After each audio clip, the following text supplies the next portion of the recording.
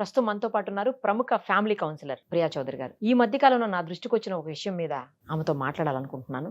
ఒకసారి మాట్లాడదాం. నమస్తే అండి. నమస్తే. ఒక సదరన్ ఇండియాలో ఒక స్టేట్ లో సంబంధించినటువంటి ఇష్యూ అండి ఇది. నేను రీసెంట్ గా చూశాను న్యూస్. ఇద్దరు వైఫ్ హస్బెండ్ అంటే రెండు జంటలు, వాళ్ళంతా నలుగురు కూడా మంచి ఫ్రెండ్స్ అంట. హస్బెండ్ ఫ్రెండ్స్, వైఫ్ కూడా ఫ్రెండ్స్, అందరూ సాఫ్ట్వేర్ వాళ్ళే. వాళ్ళు ఏమనుకున్నారంటే చాలా కాలంగా సంసారం చేసి ఒకరితో ఒకరు వాళ్ళకి బోర్ కొట్టిందంట. అందుకని చెప్పేసి ఎక్స్చేంజ్ చేసుకుందాం వైఫ్ని హస్బెండ్ని అని చెప్పేసి డిసైడ్ చేసుకొని మ్యూచువల్ గా అండర్స్టాండింగ్ తోటి ఎక్స్చేంజ్ చేసుకున్నారంట. ముకుందా జ్యువెలర్స్ తెలంగాణలో మొట్టమొదటి ఫ్యాక్టరీ అవుట్లెట్ మన కొత్తపేటలో ఫిబ్రవరి 14న గొప్ప శుభారంభం. అలా 4 ఏళ్ల నుంచి అతని భర్తతో ఈమె ఇట్లా సంసారం చేస్తా ఉన్నారు. 4 ఏళ్ల తర్వాత ఆల్ ఆఫ్ సడన్ పోలీస్ స్టేషన్కి ఎక్కింది కేసు. ఎందుకు ఎక్కింది అంటే, ఇప్పుడు ఎక్స్చేంజ్ అయిపోయిన తర్వాత వేరే వాళ్ళు కదా వీళ్ళిద్దరూ ఒక జంట పెళ్లి చేసుకున్నారంట. పెళ్లి చేసుకునేసరికి అవతల అతను నా భార్యను నువ్వెలా పెళ్లి చేసుకుంటావు అని చెప్పేసి కోర్టుకి ఎక్కాడు. మరి వీడి భార్యని వాడికి ఎలా ఇచ్చాడు? ఇచ్చినప్పుడు అది అక్కడతో ఎందుకు ఆగుతుంది? వాళ్ళ మధ్య ఒక బాండింగ్ ఏర్పడింది, ఒక ప్రేమ ఏర్పడింది, ఒక అండర్స్టాండింగ్ ఏర్పడింది, పెళ్లి చేసుకున్నారు. దానికి ఇంకా వీడు పోలీస్ స్టేషన్కి ఎక్కటం దేనికి?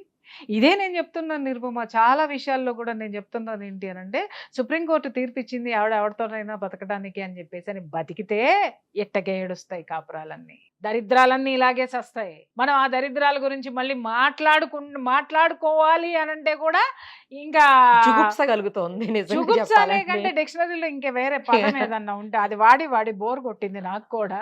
ఇంకా వేరే పదం ఏదన్నా ఉంటే అది వాడాలన్నమాట. అసహ్యం అని కూడా అంటే ఎంత దరిద్రపు చెత్తనా కొడుకులు, చెత్తం ఆడాలని తిట్టకూడదు కాబట్టి దాని మొగుడిని ఇది, దీని మొగుడిని అది, ఆడి పెళ్ళాన్ని వీడి పెళ్ళాన్ని వాడు వేసుకొని తిరిగిన తర్వాత ఊరే అన్నీ అయిపోయిన తర్వాత పెళ్లి చేసుకుంటే నీకు వచ్చిన నష్టం ఏంది? అయిపోయింది కదా, దాంతో పోతే నువ్వు దీన్ని తీసుకో అంటే ఇది వీడికి నచ్చలేదా? ఇక్కడ ఎందుకు వాడు కోర్టుకి ఎక్కాడంటే 2 విషయాలు. దానికి ఆస్తిపాస్తులన్నా ఉండాలి, లేదా వీడికున్న పిల్లలకి తల్లి కావాలి కదా. ఇది తల్లిగా ఒకవేళ పిల్లల ప్రస్తావన అయితే ఆ న్యూస్ లో రాలేదండి ఎక్కడ. కారణాలు రావు, ఇది ఒక్కటే హైలైట్ కాబట్టి ఇదే చేస్తారు. అదే మనకు వచ్చిన దౌర్భాగ్యం ఏంటంటే విశ్లేషణ ఉండదు మనకి. వచ్చిందా, తీసామా, వేసామా అవతలకి. మనం విశ్లేషణ చేసి తీరాలి. ఇక్కడ 2 విషయాలు. ఆ అమ్మాయి బాగా ఉద్యోగం చేస్తుందా, బాగా జీతం సంపాదిస్తుందా, లేకపోతే ఆస్తిపాస్తులు ఉన్నాయా, లేకపోతే వీడికి ఉన్నటువంటి ఈ అమ్మాయికి వీడికి ఉన్నటువంటి పిల్లల్ని ఇంకొక అమ్మాయిని ఒకవేళ దీనికి వీడికి ముడిపడి ఉండదు, ఏదో ఎంజాయ్ చేస్తున్నారు. వీళ్ళిద్దరికి పాపం శరీరాలు కలిసినాయి కానీ వీళ్ళిద్దరికి మనసులు కలవలేదు. అదొక ప్రాబ్లం అయి ఉంటుంది. మరి వీడి పిల్లల్ని ఎవడ దేకాలా? కరెక్ట్. ఆ విషయం వచ్చి ఉండొచ్చు. లేదా నేను పెళ్లి చేసుకున్న దాన్ని మీరిద్దరు ప్రేమించేసుకుంటే ఎట్ట కుదురుతుంది? మేమిద్దరం ప్రేమించుకోలేదు కదా. అరే మీరు అంత అడ్వాన్స్డ్ వెళ్ళిపోతే నేనెట్ట ఒప్పుకుంటా? నేను ఒప్పుకోను. మీరిద్దరు ఒకటైపోతే ఎట్లా? రేపొద్దు నన్ను ఎదవనరా జనము? నేను ఫాల్తూగా అన్నామనా? నేను కూడా ఈ అమ్మాయిని చేసేసుకుంటే చెల్లుకు చెల్లి అయిపోయేది. కానీ రేపొద్దున సమాజంలో నేను ఫాల్తూగా అయిపోతా. అది నాకే ఉండాలి. దరిద్రాలు మాత్రం లోపల పడాలి. అంటే మనిషి ఎటు పోతున్నాడు? అదే కదా అసలు. వాడు ఎటు పోవట్లా. వాడు రొచ్చులో, బురదలో, ఆ పెంటలో కూరుకుపోతున్నాడు, అలాగే ఉండిపోతున్నాడు. అంతే, దాంట్లో ఉండిపోతున్నాడు. ఇవాళ మనిషి ప్రతి ఒక్కడు చదువుకున్నాడే, అంటే ప్రతి ఒక్కడు ఇంజనీరింగ్ చేసినాడే, ప్రతి ఒక్కడు అన్నీ అదే. కానీ అందరూ గొప్పవాళ్ళు ఎందుకు కాలేకపోతున్నారు? ఒక ఛాయ్ అమ్ముకున్నవాడు, ఒక డిగ్రీ చదివినవాడు ప్రధానమంత్రి ఎందుకు అయ్యాడు? అలాగే ఒక ధీరుభాయ్ అంబానీ లాంటి వాడు పెట్రోల్ బంక్లో పెట్రోల్ పోసుకుంటూ 100 కోట్లు ఎట్లా సంపాదించినాడు? అంటే ఇక్కడ విషయం ఏంటంటేనమ్మాయి, చదువు అనేది ఇక్కడ ఎందుకు చదువుతారు అనేది వాళ్ళకి అర్థం కాదు. కానీ చదవని వాడు కూడా ఆ స్థితికి ఎదిగాడు అని అంటే వాడికి ఒక లక్ష్యం ఉంది, వాడికి ఒక టార్గెట్ ఉంది, వాడికి ఒక దృక్పథం ఉంది. ఇది జీవితము, ఈ జన్మ ఎందుకుంది, జన్మ విలువ తెలిసినాడెవడు ఇట్లాంటి దరిద్రాలు ఎవడు చేయడం. అరే నేను ఇంత జన్మ తీసుకున్నాను, నేనేదో చేయడానికి నేను పుట్టాను. అది ఏంటి? ఒక కంపెనీలో సమర్థవంతమైన ఉద్యోగస్తురాలివికా, ఒక మంచి మదర్ అవు, ఒక మంచి ఫాదర్ అవు. సరే మీరేమి సాధించలేకపోయారు, కానీ మీ బిడ్డలు సాధించవచ్చు కదా. వాళ్ళని ఆ స్థితిలో వాళ్ళని పెంచడానికి, వాళ్ళని సంరక్షించడానికి మీ యొక్క విలువల్ని కాపాడుకుంటే బాగుండేది కదా. ఈ విలువలు లేనటువంటి వలువలోడ తీసుకొని చేసే సంసారాలు ఇట్లాగే రోడ్డును పడతాయి, ఇంతే దరిద్రంగా కూడా ఉంటాయి. ఇట్లా మనం అనుకుంటా ఒకటే చూస్తున్నాం. ఇది కేవలం బయట మనం మాట్లాడుకునేది ఏంటి అని అంటే బయటకు వచ్చిన కేసులు బయటకు వచ్చిన కేసులు ఎవరెవరితోనైనా తిరగచ్చండి అని మాట్లాడుకున్నా. రే మొండ మోపుల్లారా, తిరిగిన తర్వాత ఏమవుతుందంటే ఇట్టగా అవుతున్నారా, తెలిసింది ఒకటే. కానీ తెలియని ఎన్నున్నాయో చెప్తే కడుపులో తిప్పేసి వాంతికి వస్తుంది ఒక్కొక్కడికి, తిరిగేటోడికి తిరిగేదానికి కూడా. అది తెలుసుకోండి ఫస్ట్. కానీ అసలు నాకు ఇంకో డౌట్ ఏంటంటే ఈ కేసులో అండి, ఆ లేడీస్ ఎలా ఒప్పుకున్నారు? ఒకవేళ వాళ్ళు వెదవలు ఏదో అన్నారు అనుకోండి, వాళ్ళు ఎట్లా ఒప్పుకున్నారు అసలు లేడీస్? బాగుంది, వదిలేయాలి కదా. నీకు వంకాయ కూర ఇష్టము, నాకు వంకాయ కూర ఇష్టము, ఇద్దరం కలిపి ఒకటే ప్లేట్ ఒకటే వంకాయ కూర షేర్ చేసుకుంటున్నాం. నేను తిరిగిపోద్దానే వాడు తిరిగిపోతాడే. నాకు ఇంకొక టేస్ట్ కావాలి, నీకు ఇంకో టేస్ట్ కావాలి, వాడికి కావాలి వీడికి కావాలి. చలో అమాయకంగా క్వశ్చన్లు వేస్తావు. అంటే అసలు లేడీస్ ఎట్లా ఒప్పుకుంటారు అనేది ఒప్పుకోరు కదా. అవసరమైతే డైవర్స్ ఇచ్చిపోతారు. ఏంట్రా నువ్వు చాలా చాలా చాలా నువ్వు ఎమోషనల్ గా ఉన్నట్టున్నావు. కాస్త ప్రపంచాన్ని పొద్దున్నే బ్రష్ చేసుకుంటున్న తర్వాత కాస్త ప్రపంచాన్ని చూడటం నేర్చుకోమ్మా. మరి ఇలాంటి ప్రపంచాన్ని నేను చూడదలుచుకోలేదు. నిరుపమ అనేది సుమన్ టీవీ లోగో తీసి పక్కన పెట్టి ఫస్ట్ ఒకసారి అలా ప్రపంచంలోకి వెళ్ళి చూసేసి వస్తే, దరిద్రాలు చూసేసి వస్తే బోల్డ్ అనేది. ఓయో రూములు ఇప్పుడు 11 ఏళ్ల పిల్లయి చూసావు, అక్కడ దాకేందుకు ఓయో రూముల్లో రిసెప్షనిస్ట్ గా పని చేసిరావు, ఒక 4 రోజులు చేసిరా చాలు. ప్రపంచం బాగా బోధపడుతుంది. వద్దండి క్వశ్చన్లు అప్పుడు నువ్వేయో నేనేస్తా. అదేంటి నిరుపమా ఇలాగా ఏంట్రా ఏంటి ఇలా చెప్తున్నా అని అప్పుడు నేను అడగాలి, నువ్వు చెప్పు. నాకు అప్పుడు అక్కడ రిసెప్షనిస్ట్ పోస్ట్ కావాలంటే నాకు ఒక గన్నుకి లైసెన్స్ కూడా ఇచ్చి పంపించాలి. అంత అవసరం అది నీకెందుకు? ఆధారిద్రాలు నీకెందుకు? ఆడవాడు ఎట్టబోతే నీకెందుకు? నీ జీతం నీకు అలాంటి చండాలన్నీ నువ్వు చూసావా, వాడికి ఎందుకు నువ్వు చూసావో చూడలేదా అన్న సంగతి నువ్వు తెలుసుకున్నావా లేదా? వాడికి అవసరం అనవసరం, నాకు అనవసరం. నా జీవితం నాది, నువ్వెవడో అడగడానికి, అడగడానికి. కాబట్టి నా బతుకు నాది, నా జీవితం నాది, నా ఇష్టం నాది.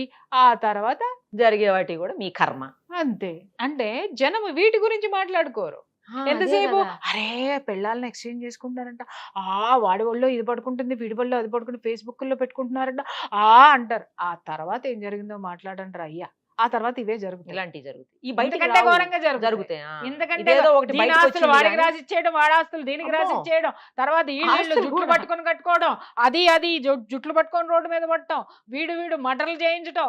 అబ్బో, జరగాల్సిన నేరాలు ఘోరాలు అన్నీ కూడా ఈ కలిసి ఉండడం అనే పవిత్రమైన కార్యక్రమంలోనే జరుగుతాయి. దయచేసి మారండి. పశువులం కాదు మనం ఎవరితో పడితే వాడితో పడిపోవడానికి. పశువులు కూడా ఒక సీజన్ వచ్చిన తర్వాత దానికి ఆ స్థితి వచ్చినప్పుడు మాత్రమే అది తోడునెతుక్కుంటుంది. కానీ మనిషికి జ్ఞానం ఇచ్చాడు భగవంతుడు.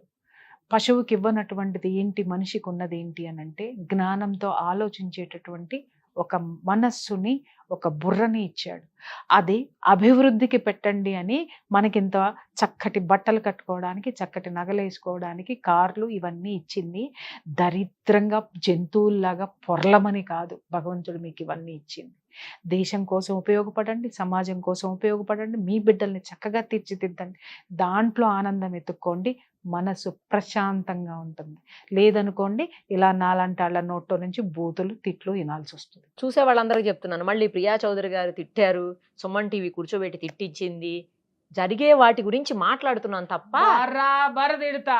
నువ్వు అన్నావు గన్ను లైసెన్స్ అన్నావు, నా మాటే తూట. నాకు అవసరంలే లైసెన్స్, నీకు లైసెన్స్ కావాలి, నువ్వు కాలుస్తానన్నావు, నేను పేలుస్తా మాటలు. తట్టుకోండి అంతే. చేసే వాళ్ళని అంటున్నా, అందరినీ అదే చెప్పబోతున్నా, అందరినీ అనట్లేదు, చేసే వాళ్ళని. ఎందుకనను అంటే కొన్ని మన కొంపల్లోకి వచ్చి కూర్చుంటున్నాయి అమ్మా ఇలాంటివన్నీ. ఎందుకనను అనే హక్కు నాకు ఎందుకు లేదు? నేనేమన్నా చెడిపోండి అంటున్నానా? ఓపెన్ చేసుకొని ఏమన్నా కూర్చున్నానా? లేకపోతే నేనేమన్నా ఎవడు ఇష్టం వచ్చినట్టు వాళ్ళు పోండ్రా అని మాట్లాడుతున్నా? వాళ్ళు దొబ్బుచ్చుకుంటారు నీకెందుకని మాట్లాడుతున్నానా? కొన్ని విషయాలు సంసారాల్లోకి వస్తున్నాయి, ఇళ్లలో పిల్లల మీదకి వస్తున్నాయి, కుటుంబంలో జ్వరబడుతున్నాయి, అలాగే ఒక ఆడదానిగా నా మీద కూడా వస్తున్నాయి. కాబట్టి ఖచ్చితంగా నాకు మాట్లాడే హక్కు నాకుంది. నేను తప్పుడు పనులు చేసే వాళ్ళని మాత్రమే నేను నిలదీస్తున్నాను తప్ప నేను అందరినీ తిట్టాల్సిన అవసరం నాకు లేదు. నాకు లేదు, నేను ఇలాగే ఉంటా, నేను ఇదే మాట్లాడతా. ఇష్టమైన వాళ్ళు చూడండి, ఇష్టం లేని వాళ్ళు వీడియో క్లోజ్ చేసుకోండి. కొంతమంది ఆ మధ్యన ట్రోల్ చేయడం స్టార్ట్ చేశారు. ప్రియా చౌదరి గారికి ఏం పని పాట లేదు, సుమన్ టీవీకి అసలే లేదు, అవును, వాళ్ళని కూర్చోబెట్టి ఇలాంటి అన్ని తిట్టిస్తున్నారు లేడీస్ ని. Exactly. ఈవిడ ఎప్పుడు చూసినా లేడీస్ నే తిడతది, అవును, మగవాళ్ళని ఏమనదు తిడతా, బరాబర్ అని చెప్పి ఎందుకంటే కామెంట్స్ చూశాను. ఎందుకంటే మీరు లేడీస్ నేను వేదికగా తిడుతున్నాను. ఒక్క లేడీని, మంచిగా ఉన్న లేడీని పట్టుకొని వ్యక్తిగతంగా నేను ఎవరినైనా తిట్టాను అనలేదు. అడగండి. ఎగ్జాక్ట్లీ, సంసారాలు కూల్చే ఆడదాన్ని తిట్టారు. ఎస్, అట్లాగే తల్లిదండ్రుల మాట వినని ఆడపిల్లల్ని కరెక్ట్ తిట్టారు. కరెక్ట్. అలాగే ప్రకృతికి వికృతంగా ప్రవర్తించేటటువంటి వికృతమైన మనస్తత్వం ఉన్న ఆడవాళ్ళని తిట్టాను తప్ప, సరే తిట్టాను అని మాట్లాడుతున్నారు. తిట్లంటే ఏంటి చెప్పు నాకు ఒక్కసారి. తిట్టనా వీటికే చచ్చిపోతున్నారు, బర్రా లాగా గీక్కుంటున్నారు వాట్సాప్లో. అసలు తిట్టడం మొదలు పెడితే ఇంకా అసలు వాట్సాప్లు పెట్టడానికి కూడా ఉండవు మీకు. పారాలసిస్ వచ్చి పడిపోతారు చెవులు. నాతో పెట్టుకోవద్దు. మీరు మాత్రం బరి తెగించి తిరగండి, బరి తెగించి ఉండండి అని జనాలను మీరు రెచ్చగొడతారా? అడిగే హక్కు నాకు లేదా? ఖచ్చితంగా అడుగుతా, ఖచ్చితంగా మాట్లాడతా. నాకు నచ్చింది నేను మాట్లాడతా, అలాగే నాకు నచ్చింది నేను చేస్తా. మీరు అంటున్నారు కదా ఎవరికి నచ్చింది వాడు చేసుకోవచ్చు అని, మీరేగా మాట్లాడుతున్నారు. అదే నేను చేస్తున్నా. మరి ఎందుకు యాక్సెప్ట్ చేయరు? ఎందుకంటే మీకు మింగుడు పడట్లేదు. అలాగే మీరు చేసేవి కూడా నాకు మింగుడు పడట్లేదు కాబట్టే నా నోట్లో నుంచి ఇవన్నీ వస్తున్నాయి. Be careful. కరెక్ట్ గా చెప్పారు. ఎవరికి అవి తగులుతాయో వాళ్ళకి తగులుతాయి, అందరికి ఎందుకు తగులుతాయి అనేది నాకు అర్థం కాలేదు. అందరికీ తగలటలు అందరూ వాళ్ళే, మెసేజ్లు పెట్టిన వాళ్ళందరూ వాళ్ళే కాబట్టి పెట్టారు, తగిలినాయి కాబట్టి పెట్టారు. ఆ తర్వాత మారాలనుకున్న వాళ్ళు మళ్ళీ వాళ్ళకి ధైర్యం వచ్చినప్పుడు మళ్ళీ నా వీడియోలే చూసుకునే వాళ్ళు బోల్డ్ మంది ఉన్నారు. అలా చెప్పిన వాళ్ళు బోల్డ్ మంది ఉన్నారు. అవునా? ఏమండి మీరంటే అసలు మొదట్లో మాకు అసలు పడదండి, నచ్చేది కాదు. కానీ మీ వీడియోలు చూసిన తర్వాత నాకు కష్టం వచ్చినప్పుడు మీ వీడియోలు నన్ను నిలబెట్టి నేను ఒక మనిషిగా నిలబడ్డాను చెప్పిన వాళ్ళు ఇదిగో నా నెత్తి మీద ఎంత బొచ్చుందో అంతమంది ఉన్నారు. మరి మంచిదే కదా అది. ఎవరికి తెలుసు? ఒక నలుగురు పెట్టంగానే మనం మైనస్ అవుతామా? నలుగురు పెట్టంగానే మనం ఇదవుతామా? నేను నిజంగా తిట్టేదాన్ని అయితే ఇన్ని సంవత్సరాల అప్రతిహంగా నేను మీడియాలో ఉండగలనా? నేను కూడా పిలవం కదా. అదే అంటున్నా, నేను ఉండగలనా? నన్ను ఉంచేటోళ్ళ చెప్తున్నారు కాబట్టి మరి కొన్ని సందర్భాల్లో తెలియకపోవచ్చు. వాళ్ళకి ఏం తెలుసు? వాళ్ళు మూసగా ఒక ఇజాన్ని పట్టుకొని వాడు ఏం చేసినా అపోజిట్ గా పోవడమే, వ్యతిరేకంగా పోవడం అనేది ఊరందరిది ఒక దారి అయితే ఉలిపి కట్టిది ఒక దారి అన్నట్టుగా అందరూ ధర్మంగా బ్రతకండి అని అంటే ఎందుకు ధర్మంగా బ్రతకాలి అని నువ్వు మాట్లాడుతుంటే, నా దేశ ధర్మాన్ని కాపాడుకోవడం కోసం, నా స్త్రీ యొక్క అస్తిత్వాన్ని కాపాడటం కోసం నేను నా తోటి స్త్రీలను హెచ్చరించే తీరుతా. ఒక మదర్ లాగా హెచ్చరిస్తా, ఒక సిస్టర్ లాగా హెచ్చరిస్తా, ఒక చెల్లిలాగా హెచ్చరిస్తా, ఒక అమ్మలాగా హెచ్చరిస్తా, ఖచ్చితంగా ఒక మహిళలాగా హెచ్చరిస్తా. ఖచ్చితంగా హెచ్చరించి తీరేదే. ప్రశ్నించేవాడు లేకపోతే ఇక్కడ సమాజం ఎప్పుడు మారాలి? మారింది. నా వల్ల సమాజం చాలా మారింది, గర్వంగా చెప్పుకోగలను నేను.